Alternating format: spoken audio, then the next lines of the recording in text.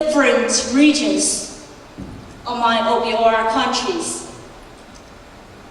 So this is the calculating result for the 6 different regions for OBOR countries, the Chinese market provider role. And of course, we can learn a lot of information from that. And for time limitation, I wish to make a summarization for you for the following 4 points. First is China is the main market provider for primary goods for the OBOR countries. And those countries are greatly dependent on China's primary goods market. And the second is, for half of OBOR countries, China is their main intermediate goods market provider, and they are quite dependent on China's intermediate goods market. China's position, and third, China's position as a final capital goods market provider for most countries along OBOR is low. And most countries along OBOR countries are not very dependent on China's final capital goods market.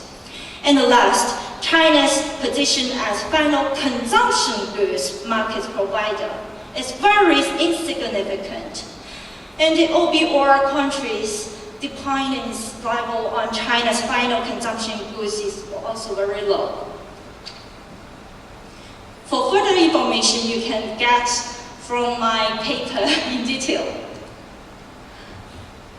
Okay, so after knowing how about the China's current position of market provider role, we wish to know what the influence factors can affect this role. Then according to the former study of Finstra and Bamani, we employed the panel model with variable intercepts and fixed coefficients. And as we said, that these 5 potential influencing factors has drawn our attention to. And the reason is in detail explained in my full paper. 5 minutes, Professor. Oh. Okay, let's hurry up. And so this is the results of regression analysis for the 6th region. And we also can read out a lot of information from this result. And briefly speaking, my summary like this. First, China's position as market provider for primary goods for OBOR countries will keep rising, especially for West Asia, Central Asia, CIS-7 and Southeast Asia. And the second is China's position as the market provider for intermediate goods for OBOR countries will keep rising as well. And the third is China's position as market provider for final consumption goods for OBOR countries will not rise significantly. The scale of China's markets of final consumption goods will rise for Southeast Asia and Central and Eastern Europe, but that will not improve significantly for other countries. And the last is China's position as market provider for final consumption goods for OBOR countries will not rise significantly as well. The scale of China's market of final consumption goods will rise for Southeast Asia and 7 CIS countries, but that will not improve significantly for other OBOR countries.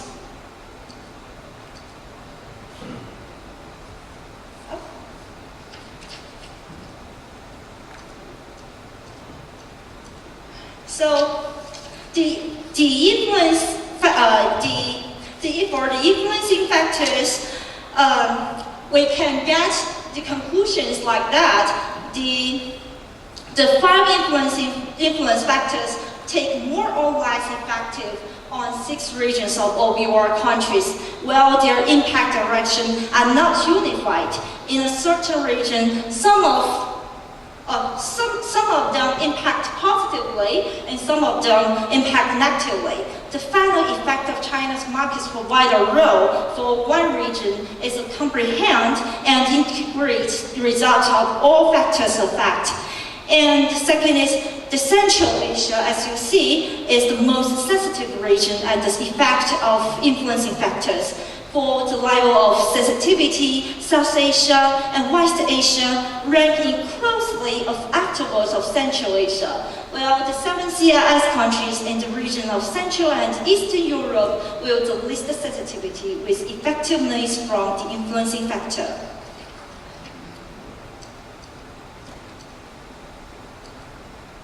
So, this is the overall conclusions for my paper. And as generally speaking, there are 5 points should pay our attention to. First is OBOR countries is highly dependent on China's primary and intermediate goods market, but not on its final consumption and final capital and consumption market, especially Southeast Asia and Mongolia. Mongolia is studied in my full paper, but I not presented here, are highly dependent on China's market, while the Central and Eastern Europe countries with least dependency for China's market, for the markets provided by China. And the second is internal fixed investment of China are positively impact on the markets provider role for the region of Southeast Asia and South Asia. It means that the development of China provides not only markets but the opportunities and benefits for the countries which are in a tight economic linkage with China. And the third is for a certain region. The influence factor with positive impact is the one should be taken advantage to well use of markets provided by China, and it is also a right direction to future enlarge the market scale. And for the China government with this research, the real request of OBOR countries with different regions are clearly spelled and identified. In the future, related policies or proposed activities should be made distinct pertinence so as to get practical significance for China. And the last is China's economic connections with OBOR countries are yet to be tightened. More economic cooperation opportunities among China and OBOR countries is widely to be sought. This is a way which comply with common interests and mutual benefits for China and OBOR countries. So, in the end, let's create and embrace a promising future together. I wish you enjoy. Thank you. Thank you, very much. Professor Chang, and thank you very much for your succinct presentation. You analyzed well the influencing factors of China's position as a market provider for all countries, such as GDP and government consumption, domestic private consumption, and renminbi's exchange rate. Okay. Well, thank you very much. Okay. Secondly, I'd like to call upon Professor Song Jun-hun from Tokyo International University, Japan, to present his paper called Analysis of Internal Factors Affecting the Intention of Using FTA Schemes by SMEs. Okay, Professor Song. Thank you, sir. Good afternoon. Let me introduce myself. My name is Jun Song, Faculty of Business Commerce at Tokyo International University, Japan. But as you know, I'm not Japanese but Korean. I'm also a member of Korea's Trade Research Association. But today, I'm participating in this conference on behalf of Japan Academy for International Trade and Business. First of all, thank you. I'd like to thank for your invitation. It's my honor to be here today. Anyway, let me start my presentation. The title of today's presentation is analysis of internal factors affecting the intention of using FTA schemes by small and medium-sized enterprises. I'd like to focus on the case of South Korea.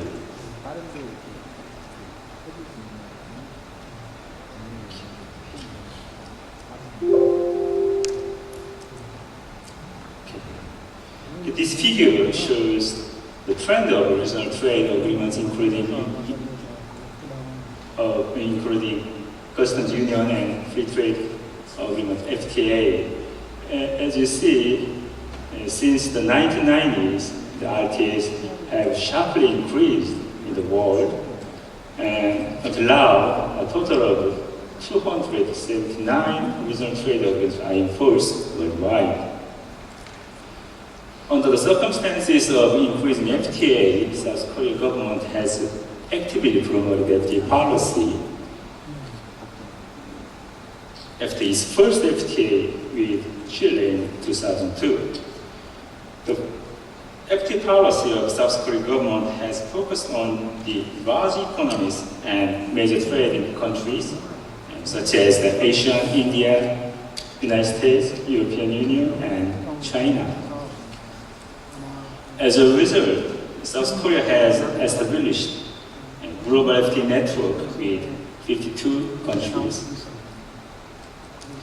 However, South Korea has encountered a problem with firms' FTA utilization in course of FTA promotion, in spite of the reduction and elimination of tariffs resulting from the FTA.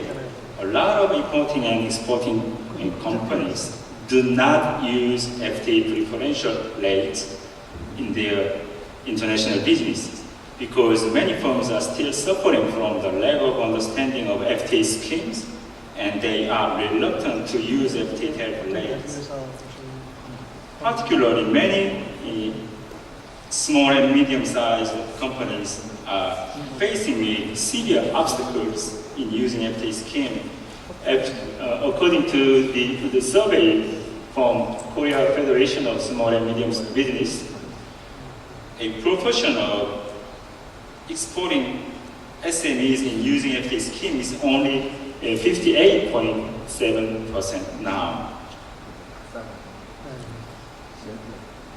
In fact, trading firms have struggled to use FTA tariff because of the several reasons, such as the lack of awareness and information about FTAs, complex and differing rules of origin in FTA, difficulty of issuing certificate of origin, high fixed cost for using FTA schemes, low level of tariff margin, shortage of physical and human resources, and finally, experience of troubles in delaying customs procedures. So, until now, there are many previous researches on the factors affecting firms' FTA utilization. In fact, my research has received a lot of influence from these early previous researches. Meanwhile, many previous researches have focused on the rules of origin in FTA as one of the critical factors determining whether the firms use the FTA scheme or not. Actually, it is obvious that the higher restrictiveness of rules of origin in FTA, the lower FTA utilization by firms. And we see that many previous researches depend on survey approaches because of the difficulty of data collection. Okay, we have not enough time, so I need to hurry up. Anyway, based on the previous researches and interviews with firms, private and government agencies of supporting FTA utilization, I have a research question as like this. Given the high fixed cost for FTA utilization because of the restrictiveness of rules of origin in FTA, and tariff reduction is enough resulting from the FTA, what are the internal factors affecting intention of FTA utilization by exporting SMEs? In here, FTA utilization means that firms using of FTA preferential tariff in their exporting or importing activities. Today, I would like to focus three internal factors affecting intentional FTA using. The first factor is firms' perceived usefulness on FTA. I borrow this concept from the technology acceptance model of Davis. My first hypothesis is that perceived usefulness on FTA has a positive impact on intention of using FTA schemes. And the second factor is CEO's attitude. From the point of view of strategic leadership theory, CEO who are top managers have a great influence on their organization. So I formulate the second hypothesis that the CEO's attitude has a positive impact on intention of using FTA schemes. And finally, the third factor is the organizational learning of firm. Naturally, continuous learning process is necessary to use FTA scheme because it is very difficult and technical problem. So I formulate hypothesis that organizational learning relates positively to intention of using FTA schemes. Okay, this figure shows my research model for analysis. Okay, with my